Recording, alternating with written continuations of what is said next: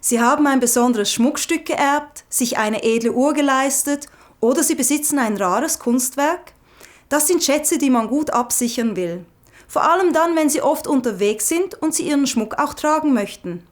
Falls Sie nun annehmen, dass mit der Hausratsversicherung bereits alles geregelt ist, ist das leider nicht unbedingt der Fall. Die Hausratsversicherung ist ein genereller Rundumschutz für Ihren gesamten Besitz. Die meisten Versicherungsverträge sehen für Einzelstücke jedoch eine Entschädigungsgrenze von maximal 20% der gesamten Versicherungssumme vor. Wertgegenstände sind also nicht unbegrenzt abgedeckt.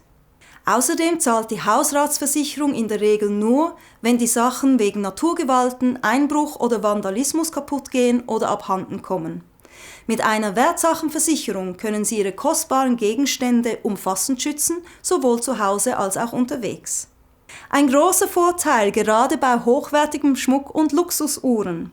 Denn schließlich wollen Sie diese nicht in Ihrer Schublade aufbewahren, sondern auch tatsächlich tragen können, egal wo Sie sind. Und so sind Ihre Lieblingsstücke überall auf der Welt versichert gegen Diebstahl, Beschädigung oder Verlust.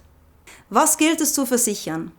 Nicht jeder besitzt kostbaren Schmuck, aber in allen Haushalten findet sich das eine oder andere wertvolle Stück, sei es das kostspielige Musikinstrument, der edle Orientteppich oder die geerbte Antiquität der Großeltern.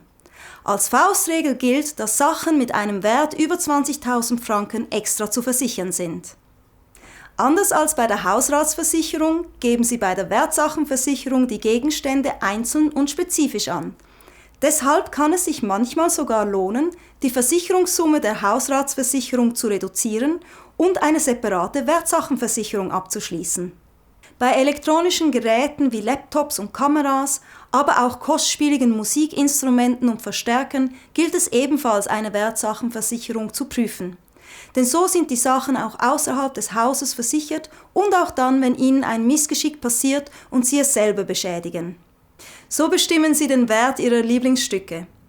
Bei einer Wertsachenversicherung werden alle Gegenstände einzeln angegeben. Dabei benötigen Sie einen Nachweis des Wertes, also eine Rechnung oder Quittung und im Idealfall auch ein Echtheitszertifikat. Außerdem ist es empfehlenswert, Fotos von den Gegenständen zu machen. Wenn Sie keinen Nachweis haben, können Sie den Wert auch durch einen Experten bestimmen lassen.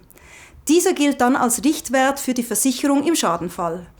Und zu guter Letzt, wenn die Versicherung abgeschlossen ist, denken Sie daran, regelmäßig Ihre Angaben zu prüfen und zu aktualisieren. Denn der Wert verändert sich oft im Laufe der Zeit und das meist zum Positiven.